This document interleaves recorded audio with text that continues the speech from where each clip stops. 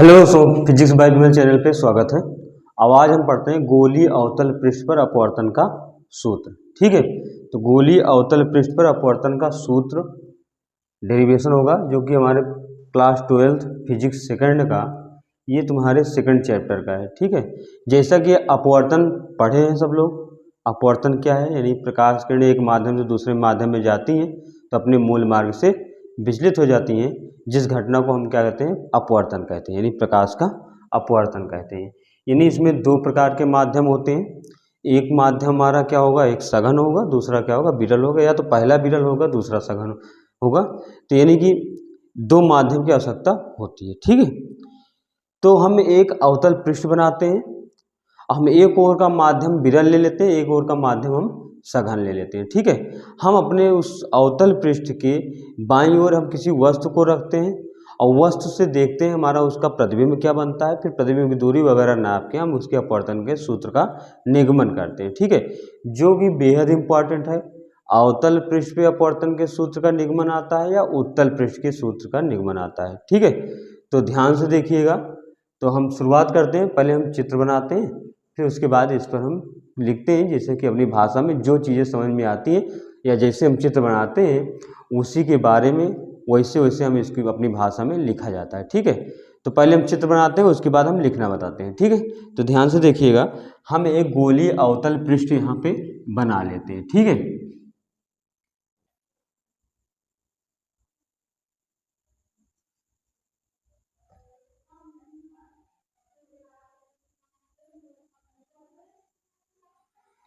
ठीक है, हमने एक गोलीय अवतल पृष्ठ ले लिया S1 S2, जिसका मध्यबिंदु यानी P है, पोल ध्रुव है।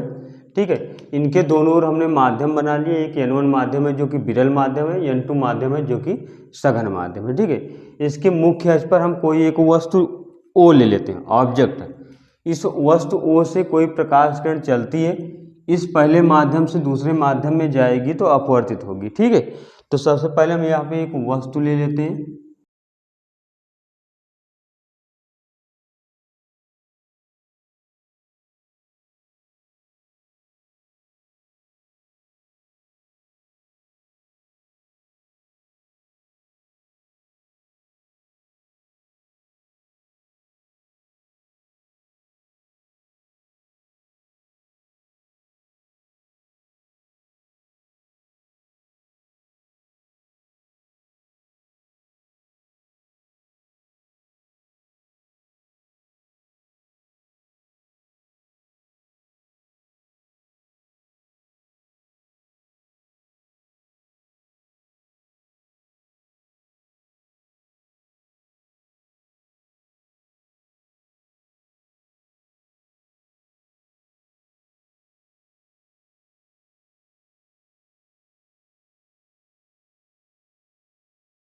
यानी हमारा एक गोलीय अवतल पृष्ठ S1 और S2 बन गया। ठीक है, अब इसका एक मुख्य अक्ष है, इसके मुख्य अक्ष पर हमने एक बिंदु वस्तु O लिया।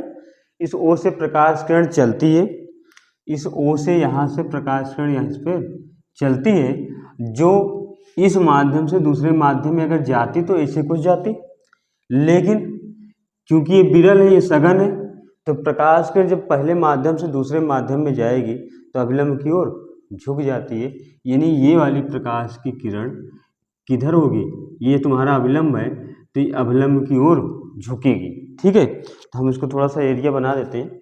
ये वाली प्रकाश की किरण जो सीधी जा रही थी, ये थोड़ा सा किधर झुकेगी, अभिलंब की ओर झुकी। जैसा कि बताया गया, यदि अपवर्तित किरण आपतित किरण के सापेक्ष अभिलंब की ओर अगर झुक जाती है तो उस दूसरे माध्यम को पहले माध्यम के सापेक्ष क्या कहते हैं, सघन माध्यम कहते हैं। यानी विरल से सघन में जाएगी कोई प्रकाश किरण तो अभिलंब की ओर झुक जाएगी। तो ये प्रकाश किरण एक माध्यम से दूसरे माध्यम में जाएगी तो अपवर्तित तो होगी। जैसे ही कोई प्रकाश किरण किसी गोलीय पृष्ठ की परिधि पर आपतित होती है तो वैसे एक अभिलंब का निर्माण होता है। हमेशा किसी गोलीय परिधि पर अगर अभिलंब बनाया जाता है तो उसके वक्रता केंद्र के साथ बनता है। यानी किसी गोलीय पृष्ठ के साथ अगर अभिलंब का निर्माण करेंगे हम तो हमेशा उसके वक्रता केंद्र के साथ बनाएंगे। ठीक है, तो यानी यहाँ पे अगर अभिलंब हमें बनाना होगा तो वक्रता केंद्र के साथ हम मिला देंगे तो हमारा अभिलंब तैयार हो जाएगा। अब बात आती है कि ये प्रकाश किरण एक माध्यम से दूसरे माध्यम में जाएगी तो होगा क्या। तो चूंकि ये विरल है, ये सघन है, तो एक माध्यम से दूसरे माध्यम में जाएगी, विरल से सघन में जाएगी तो अभिलंब की ओर झुक जाएगी। यानी ये जाना चाहिए था सीधे सीधे जो हम डॉट डॉट बनाए हुए हैं, लेकिन सीधे न जाके क्या होगी, अभिलंब की ओर झुक जाएगी। जब अभिलंब की ओर झुकेगी तो ये कुछ इस आकार से, अगर ये इधर झुकती है अभिलंब तो ये झुकेगी तो थोड़ा सा ये कुछ यहाँ पहुंच जाएगी। ठीक है, जब यहाँ पहुंचेगी तो आगे बढ़ जाएगी, यानी इधर झुकी और झुकी तो क्या हुआ, आगे बढ़। तो हम इसको करेंगे क्या, झुक गई, अब बात आई आगे निकल गई झुक के। ठीक है, अब दूसरी प्रकाश किरण निकली जो इसके मुख्य अक्ष से वक्रता केंद्र से होती हुई आगे निकल गई, सीधी निकल गई। क्योंकि दोनों किरणें तो काट नहीं रही, एक इधर जा रही है एक बाहर जा रही है, तो हम क्या करते हैं, दोनों किरणों को हम पीछे खींचते हैं। तो ये जब दोनों किरणों को पीछे खींचेंगे तो इस बिंदु आई पर आके मिलती हैं, जहाँ पे एक आभासी प्रतिबिंब का निर्माण होता है। एक बार फिर समझना कि ये जा तो रही थी ऐसे, लेकिन सघन माध्यम के होने की वजह से अभिलंब की ओर झुक गई। अब अभिलंब की ओर झुकी तो ये प्रकाश किरण हो गई। अब ये इस प्रकाश किरण को बाहर चली गई, ये वाली बाहर चली गई, दोनों मिल नहीं रही। हम दोनों को पीछे की ओर खींचेंगे तो ये वाली प्रकाश किरण नीचे लाए, ये वाली प्रकाश किरण पीछे लाए, तो ये दोनों इस बिंदु पर जाके मिल रही हैं जहाँ पे आभासी प्रतिबिंब का निर्माण हो रहा है। ठीक है, ये तो हमारा क्या है, अभिलंब है जो वक्रता केंद्र के साथ बना रहा है। ठीक है, यहाँ तक समझ में आया। हम इन सब के नाम दे देते हैं। ठीक है, यहाँ पे नाम दे रहे हैं इसका नाम दे देते हैं अल्फा। अल्फा हो गया, ये हो जाता है हमारा क्या, बीटा, और यहाँ पे हम क्या दे रहे हैं, वक्रता केंद्र वाला, यहाँ पे इसका नाम दे देते हैं गामा। ठीक है, अल्फा बीटा और गामा तीन कोण हम मान लेते हैं। ठीक है, और एक चीज और, हम इस पे हम क्या कर दे रहे हैं, एक लंब डाल दे रहे हैं। क्या डाल देते हैं, एक यहाँ पे सीधा सीधा इस पृष्ठ के साथ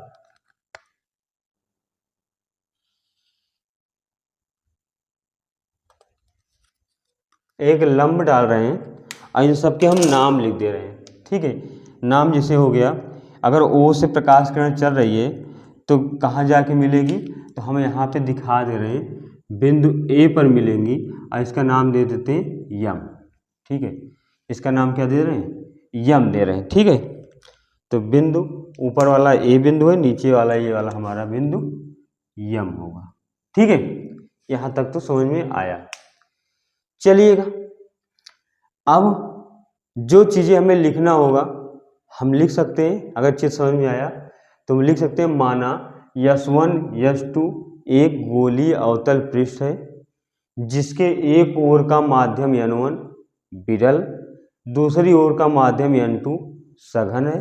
ठीक है, इसके मुख्य अक्ष पर एक बिंदु वस्तु O है जिससे प्रकाश किरण चलती है और पहले से दूसरे माध्यम में जैसे प्रवेश करती है एक अभिलंब का निर्माण होता है और अभिलंब वक्रता केंद्र के साथ बनता है। ठीक है, पहले माध्यम से दूसरे माध्यम में जाती हुई प्रकाश किरण अभिलंब की ओर झुक जाती है और झुककर आगे बढ़ जाती है। दूसरी प्रकाश किरण वक्रता केंद्र से होती हुई मुख्य अक्ष पर सीधी निकल जाती है, जो दोनों एक दूसरे को काटती नहीं है। अतः दोनों किरणों को हम किसी एक बिंदु पर मिलाते हैं तो हमारे एक आभासी प्रतिबिंब का निर्माण होता है। ठीक है, हमने ए मुख्य अक्ष पर एक ए से यम को मिला दिया। ठीक है, ये सारी चीजें हमें लिखना होगा इतना। ठीक है, हमने अब क्या बताया कि इन सबके कोणों के नाम दे दिए अल्फा बीटा और गामा। ठीक है, यहाँ पे एक चीज बना ही रहे हो तो एक चीज और दिखा दो, या तो बाद में बढ़ते हैं। ठीक है, पहले अल्फा बीटा गामा में देख रहे हैं, ओ ए आई एक त्रिभुज बन रहा है, ओ ए सी एक दूसरा त्रिभुज बन रहा है। तो दो त्रिभुज बन रहे हैं, ठीक है। और दोनों त्रिभुज में क्या हो रहा है, ओ ए सी में अगर देखा जाए तो गामा बाह्य कोण होगा, ये तुम्हारा अल्फा होगा, इधर के कोण अभी हमें मिले नहीं है ना, तो इधर कोण सबको पता है। यदि ये प्रकाश किरण इस पर आपतित हो रही है, यदि इस प्रकाश किरण आपतित हो रही है तो आपतित किरण अभिलंब के बीच कोण बनना चाहिए, यानी ये अभिलंब है, ये आपतित किरण है, तो इनके बीच क्या बनेगा, कोण। और इन कोण को हम क्या बोलते हैं, आई, क्या बोलते हैं, आई, यानी आपतन कोण बोलते हैं। दूसरी किरण ये अभिलंब है, ये अपवर्तित किरण है, तो अभिलंब और अपवर्तित किरण के बीच के कोण को क्या बोलते हैं, अपवर्तन कोण। अपवर्तन कोण को हम किससे प्रदर्शित करेंगे, आर से, यानी ये वाला जो कोण यहाँ बनेगा वो कोण हमारा क्या बनेगा, आर बनेगा। आया समझ में, आपतित किरण और अभिलंब के बीच आपतन कोण आई, अपवर्तित किरण और अभिलंब के बीच जो कोण बनेगा अपवर्तन कोण आर, ठीक है। चलिए ये तो था अपना चित्र, ठीक है। अगर ये यहाँ से यहाँ तक की दूरी मिलाएंगे तो हमारी वक्र की दूरी होगी, ये प्रतिबिंब की दूरी होगी, वह अपतन त्रिज्या की दूरी होगी। ये तो दूरियां भी हम मिलाएंगे, पहले हम लगाना शुरू करते हैं, ठीक है। तो चलिए ले लेते हैं त्रिभुज ओ ए सी, तो लिख लो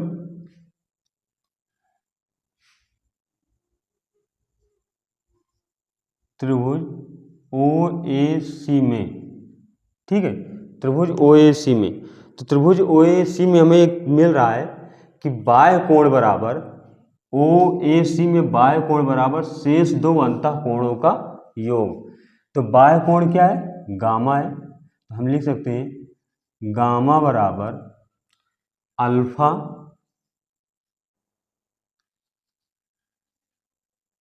प्लस क्या हो जाएगा, आई, अल्फा प्लस आई।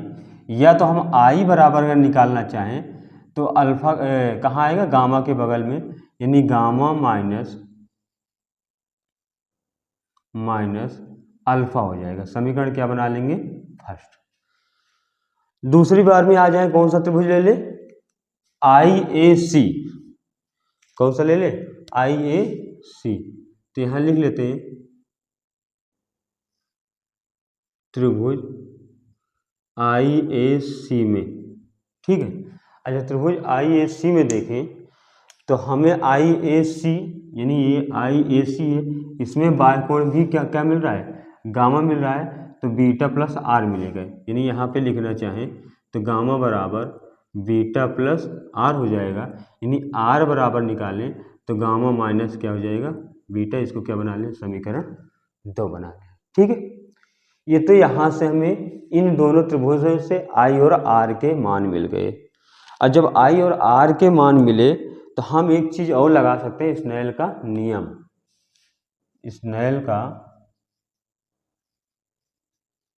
नियम, स्नेल का नियम कहता है कि आपतन कोण की ज्या तथा अपवर्तन कोण की ज्या का अनुपात एक नियतांक होता है, या हम ऐसे बोल सकते हैं आपतन कोण की ज्या यानी साइन आई, अपवर्तन कोण की ज्या यानी साइन आर बराबर जिस माध्यम में प्रकाश किरण जाती है उसका अपवर्तनांक बटे जिससे जाती है प्रकाश की किरण उसका अपवर्तनांक, यानी n2/n1। तो यहाँ लिख सकते हैं साइन आई बराबर sine I upon sine R बराबर n2/n1, ठीक है। चलो क्रॉस में गुणा करते हैं तो आएगा n1 साइन आई, इधर n2 साइन आर, ठीक है। ये तो मिल गया हमें n1 sign I, n2 sign are, ठीक है। अब एक काम करते हैं, हम ये मानते हैं कि ये गोलीय अवतल पृष्ठ का जो व्यास है ना वो छोटा है। यदि गोलीय अवतल पृष्ठ का व्यास छोटा होगा तो बिंदु ए क्या होगा, इस यम के निकट होगा, यानी पी के निकट होगा। अब बिंदु ए अगर पी के निकट होगा तो ये जो सारे कोण बन रहे हैं अल्फा बीटा गामा, ये भी क्या होंगे, छोटे होंगे। और जब कोण हमारे छोटे हो जाते हैं यानी रेडियन में आने शुरू हो जाते हैं तो जो उसके लगे होते हैं अनुपात यानी साइन कॉस टैन वो क्या होते हैं, हट जाते हैं। कहने का मतलब आवश्यकता अनुसार हटाए भी जा सकते हैं और आवश्यकता अनुसार लगाए भी जा सकते हैं। तो यहाँ पे हम करेंगे क्या, हमें हटाना है, क्योंकि आई और आर के मान रखने, साइन के अनुपात को हमें यहाँ पे हटाना है। तो हम यही जो चीज़ें अभी बताए, इन चीज़ों को अभी हमें लिखना पड़ेगा यहाँ पे। तो हम लिख सकते हैं, इसको बना लो, समीकरण क्या बनाना है, फर्स्ट बना लो। ये हमारा समीकरण बन जाएगा फर्स्ट, ठीक है। अब यहाँ पे लिखना चाहे तो लिख सकते हैं, क्या लिखेंगे, यदि गोलीय अवतल पृष्ठ का व्यास, पृष्ठ का व्यास छोटा हो तब बिंदु ए ध्रुव P के अत्यंत निकट होगा, उस स्थिति में कोण अल्फा बीटा गामा क्या होंगे, छोटे होंगे, छोटे होंगे, छोटे होंगे, यहाँ पे लिख सकते हैं। अतः अब हम लिखेंगे क्या, अतः साइन आई लगभग क्या हो जाएंगे, आई के बराबर, और साइन आर क्या हो जाएगा, लगभग में आर के बराबर, ठीक है। तो लिख देंगे समीकरण 1 से, समीकरण या तह लिख दो या तब लिख दो, समीकरण 1 से, समीकरण 1 में अगर आ जाएं तो n1 अब क्या लिखेंगे, आई बराबर n2 आर, ठीक है। तो लिख दो उपर्युक्त, या यहीं भी लिख लो, ब्रैकेट में लिख दे रहे हैं, समीकरण 1 व 2 से मान रखने पर, ठीक है, समीकरण 1 व 2 से मान रखने पर। तो यहाँ पे हम समीकरण 1 और 2 से मान रख देते हैं। तो मान रखते हैं तो n1 पहले नोट कर देते हैं, और आई का मान हमें कितना मिला हुआ है, गामा माइनस अल्फा, तो लगा लेते हैं गामा, ये जानते रहिएगा गामा है, ठीक है, गामा माइनस अल्फा, अगली बार में हम क्या लिखते हैं, बराबर n2, आर का मान मिला है गामा माइनस बीटा, तो गामा माइनस बीटा, ठीक है। अब ब्रैकेट खोलोगे तो मिलेगा यहाँ पे n1 gamma minus n1 alpha बराबर n2 gamma minus n2 beta, ठीक है। अब एक काम करते हैं, n2 बीटा को इधर ला लो, ठीक है। तो n2 बीटा इधर आएगा तो माइनस में तो प्लस में हो जाएगा, तो लिखेंगे n2 बीटा, ये पहले से माइनस n1 अल्फा यहीं पे रहने दो, बराबर में इधर है n2 गामा, ये इधर जाएगा माइनस में n1 गामा, ठीक है। थोड़ा सा आर और गामा में अंतर है, गामा में हम क्या कर रहे हैं, ये थोड़ा सा ऊपर बढ़ा के लिखे हैं, ठीक है, तो जानते रहिएगा, ठीक है। अब n2 बीटा माइनस एल, अब ये कामन कर लेते हो, n2 beta minus n1 alpha बराबर, इसमें से गामा कामन हो जाएगा तो बचेगा n2 माइनस n1, ठीक है। इसको समीकरण क्या बना लो, 1 2 बने थे, जब 1 2 तो बन ही चुका था, तो यहाँ इसको बना लो, इसको 2 बना लीजिए था, ठीक है, ये 3 बना लेना था, या इसको कुछ मत बनाओ, रहने दो। आ जाओ समीकरण इसको बना दो 3, ठीक है। तो एक फार्मूला तो हमारा ये भी बन के आता है, अगर देखा जाए तो n2 beta minus n1 alpha बराबर gamma minus n2 gamma n2 minus n1, ठीक है। ये तो था। अब हमें एक काम है, जैसे हम i और r के मान निकाले तो रख दिए तो i और r खत्म हो गया। वैसे जैसे यहाँ पे अल्फा बीटा और गामा है ना, तो हमें अल्फा बीटा और गामा के मानों को निकालना होगा, ठीक है। तो जिस प्रकार हमने i के मान के लिए हमने साइन के अनुपात को हटाया था आवश्यकता पड़ने पर, वैसे हमें अनुपात को लगा के अल्फा बीटा और गामा के मान को निकालना होगा, ठीक है।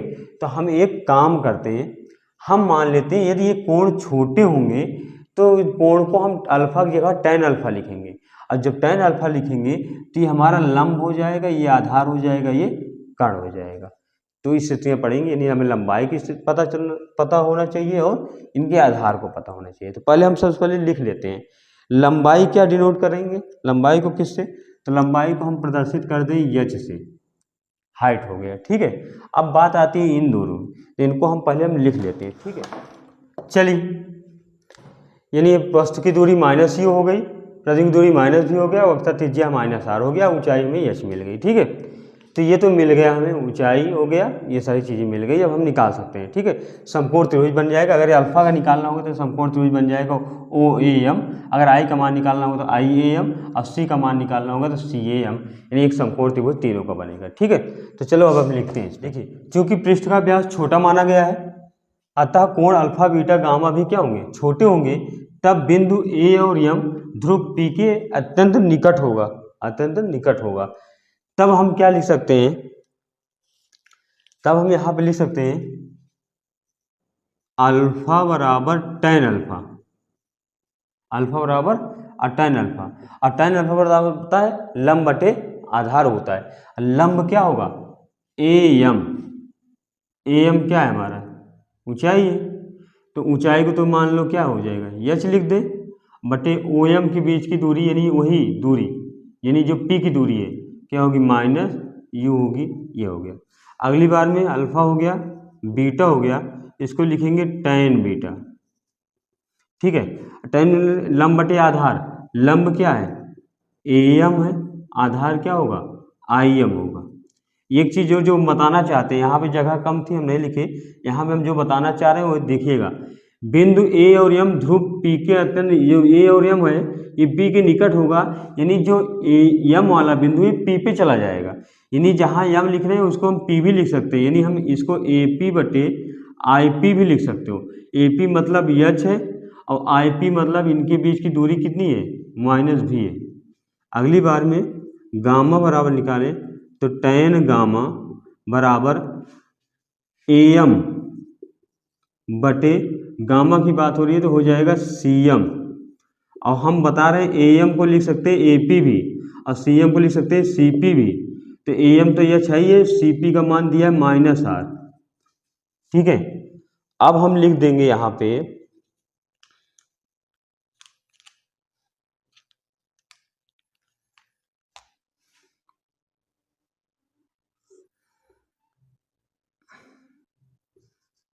प्राप्त अल्फा बीटा तथा गामा के मान को समीकरण किसमें रख दें, 3 में, समीकरण 3 में रखने पर, ठीक है। अब समीकरण 3 में अगर हम रखें तो समीकरण 3 है अपना n2 beta minus n1 alpha बराबर गामा n2 माइनस n1, ठीक है। अब n2 बीटा का मान रख दो, बीटा का मान कितना दे रहा है h upon minus v minus n1, alpha का मान रखो, अल्फा का मान लिखा है h अपान माइनस u बराबर गामा का मान दिया है h अपान -r, यानी n2 माइनस N1। चलिए इसमें से क्या करो, कॉमन का एच कॉमन ले लो, एच और माइनस एच, यानी माइनस एच कॉमन ले लो। तो जब माइनस एच कॉमन हो जाएगा तो N2 अपान माइनस तो बाहर ही है, भी बचेगा, इसमें से माइनस चला गया तब भी एक माइनस क्या होगा, बचेगा। N1 यानी N कौन था, N2 था ना, N2 यहाँ बचेगा N1 अपान यू, ये ठीक है, बराबर में ये क्या है, एच अपान यानी माइनस एच अपान आर है, ब्रैकेट में ही N2 माइनस N1। ठीक है, हम आगे बढ़ते हैं। इन देखो माइनस एच से माइनस एच क्या होगा, कैंसिल हो जाएगा। ठीक है, यानी इधर बचेगा N2 upon V minus N1 upon U बराबर में N2 माइनस N1 अपान क्या बचेगा, आर। ठीक है, N2 minus N1 upon R, ये तो हमारा आएगा फार्मूला। ठीक है, ये तो था जब N1 हमारा विरल था, N2 हमारा सघन था। ठीक है, तो एक लाइन हम यहाँ पे इसको हम साफ करके यहाँ पे लिखे दें, इतनी जगह में तो आ ही जाएगा। तो यहाँ पे हम एक काम करते हैं, यदि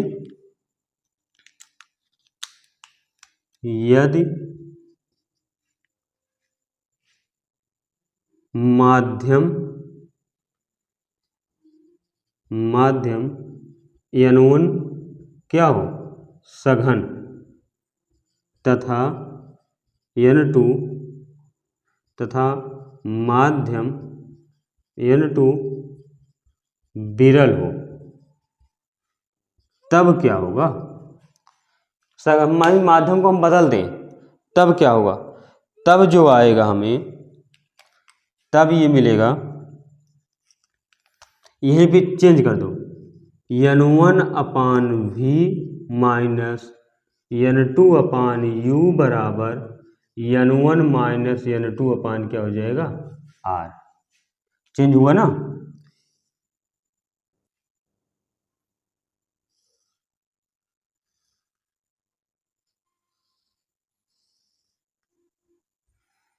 यानी हमारा फार्मूला आएगा वैसे ही, सिर्फ जहाँ N2 होगा वहाँ N1, जहाँ N1 होगा वहाँ N2। तो N1 अपान भी माइनस N2 अपान यू बराबर N1 minus N2 upon R, जब माध्यम परिवर्तन हो जाएगा तब। ठीक है, तो बोर्ड छोटा है, फिर भी हमने कोशिश किया कि इसमें सारी चीज़ें इसमें हम लिखें, जो भी चीज़ें छूटी होंगी हो सकता है हम लिखे ना हो, मुँह से ज़रूर बताए होंगे अपने, तो ध्यान से इसको एक बार सुनते चलिएगा, देखते चलिएगा, जो चीज़ें छूटी होंगी उसके लिए हम क्षमा प्रार्थी हैं। बाकी कहीं भी कोई कमी आती है तो एक बार कमेंट बॉक्स में हमें कमेंट करिएगा, हम उसको दोबारा कोशिश करेंगे समझाने की। ठीक है, मिलते हैं अगले वीडियो में। गोलीय उत्तल पृष्ठ पे अपवर्तन के सूत्र का निगमन, ये दोनों इंपॉर्टेंट क्वेश्चन हैं तुम्हारे जो पेपर में आते हैं हर बार। ठीक है, तो ध्यान से इसको देखिएगा, एक बार में न समझ में आए बार बार वीडियो आगे पीछे करके जहाँ डाउट हो उसको क्लियर करिएगा। फिर भी डाउट अगर बना रहता है तो एक बार कमेंट बॉक्स में कमेंट करिएगा। ठीक है, प्लीज़ लाइक करिए, सब्सक्राइब करिए। ठीक है, और दोस्तों के पास शेयर करिए। मिलते हैं अगले वीडियो। Okay, bye.